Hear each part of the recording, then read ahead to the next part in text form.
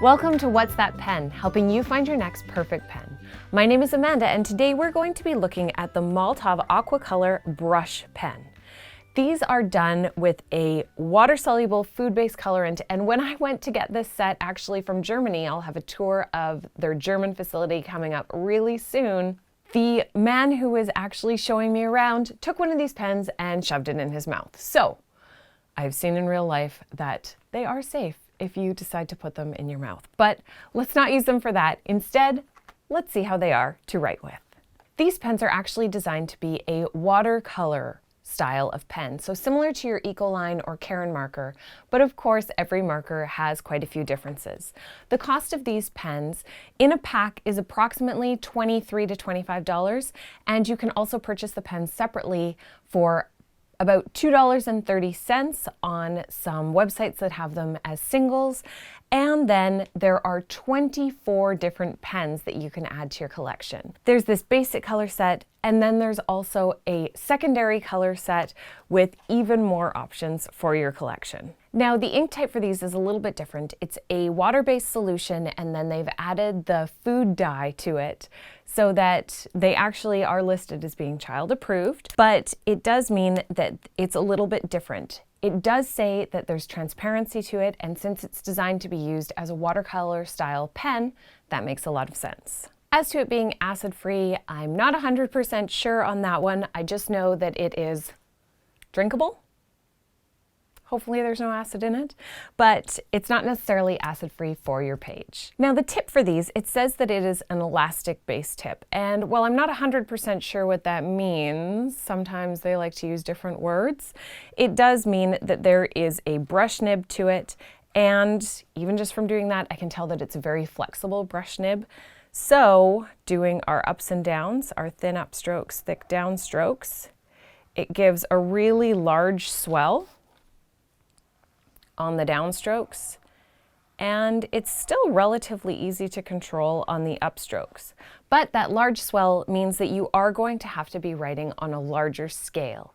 One thing that I really like about the packaging, just an aside here, is that it has all of the little pens on their package so you know what order the colors came in. I don't know why, but sometimes it really bothers me when I go to put the pens back in and they can't be in the same order that they were before because my brain has no idea what that order was. So it's nice that it gives you a bit of a cheat sheet. Our thick line, like I mentioned, is really, really thick. Really, really thick. And the thin line is relatively small, especially compared to the size of the thick line.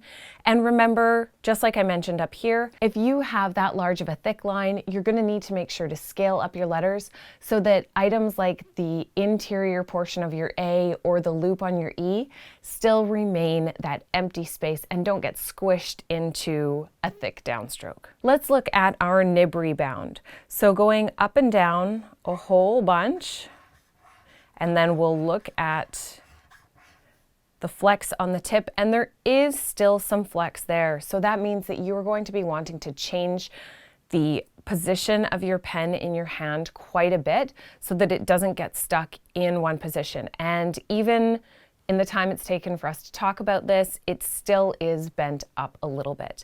Now, one really nice thing about these pens is that they are designed to be quite eco-friendly in the way that, first of all, food-based colorant, so it's not a dye that is going to be harmful for yourself or the environment. It also is a system where they expect you to reuse the pens over and over, which is really nice because they have refills for the barrel with your ink. They also have replacement tips. So you can always just buy new tips for the pen, fill up the barrel again, and you don't have to be tossing away this plastic marker into the garbage every single time it's finished. So our nib rebound, I'm going to call it satisfactory. and you are going to need to be turning that pen quite a bit in order to make sure that the nib stays firm and doesn't start to get bent in one direction. If it is bent in one direction, as you write, your writing will become thicker on those downstrokes and your upstrokes as you go. So you're going to see that change in the word if you're not constantly turning your pen or even switching out your different colors, which is what you might want to do since these are watercolor based, and then you can get some blending between the colors. Your writing size with these, already mentioned, is definitely going to be large. These are some of the largest pens that I have seen. The nib doesn't look exceptionally large, but that thick downstroke tells us it is definitely a large size pen. For juiciness, I already have a sense of this because as I was coloring here for the nib rebound, I saw that there was a lot of ink going down on the page. So they are quite juicy, which also means that they are going to smear, especially if you're smearing right after that. So just keep that in mind when you're doing your work. You're going to want to protect the side of your hand, probably by putting down a piece of paper so that your hand has a piece of paper underneath to protect your artwork from any smudging that might happen. They are really juicy now. Of course, them being really juicy also helps with your ability to create watercolors, because if your pen is on the drier side or even in that regular zone, you're not going to have enough wetness to be able to play with to mix your colors and get that watercolor style look. For our ease of transition, I'm already nervous because these are really small circles and this is a really large pen, but let's see. To go backwards, a skinny upstroke and a fat downstroke, and then back up. I'm surprised with how I was able to go back to a thin upstroke. And it was actually relatively easy.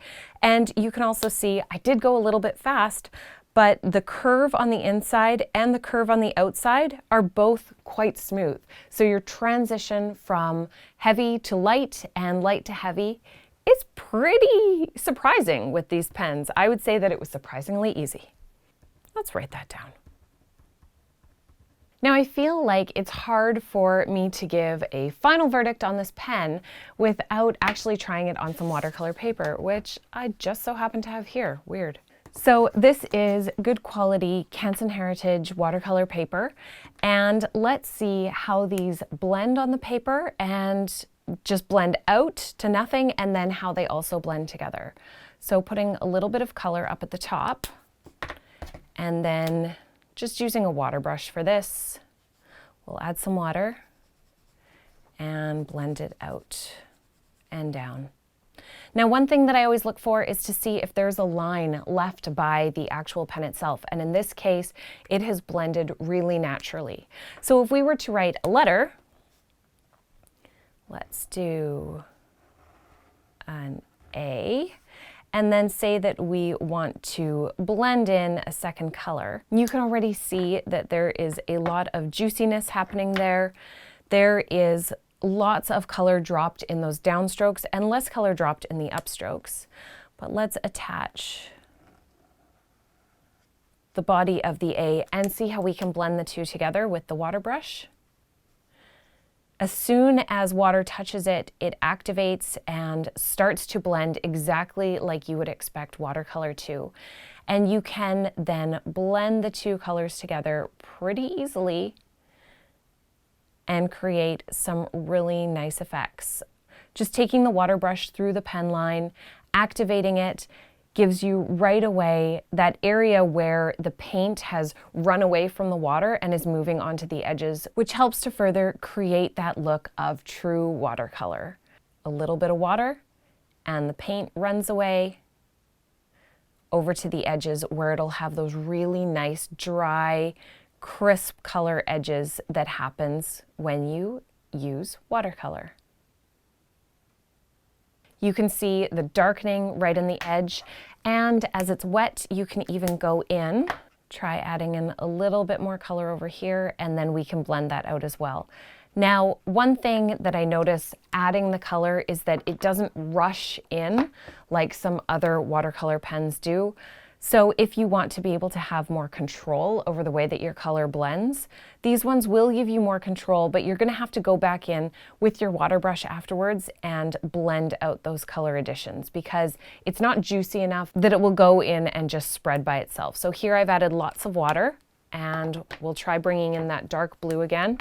Some pens you can just tap down and a whole bunch of color runs out of the pens, but that doesn't happen in this case. You actually do need to sort of color that area back in and then come and drop it in. So for these pens, they're definitely best if you are adding them onto your dry paper rather than adding them onto wet paper. So putting them onto the dry paper and then coming in and activating them with a water brush or a paintbrush with some water on it is probably the way that you are going to want to use these pens. Now, one thing that I noticed is I felt like the pens were sort of soaking into the paper when I was just using this mixed media page. And you do need to keep in mind what they are actually supposed to be used for, which is watercolor. And as soon as you bring them onto that watercolor paper, the colors are actually quite vibrant and you can get some really nice gradients within the single pen. So what I mean by that is within the green here, we've gotten a nice, beautiful light green and those dark crisp edges. And same within the blue, there's that nice, beautiful blue and the darker blue edges. Being able to achieve that variety in the color is something that I would say is a strength of these pens when used on watercolor paper.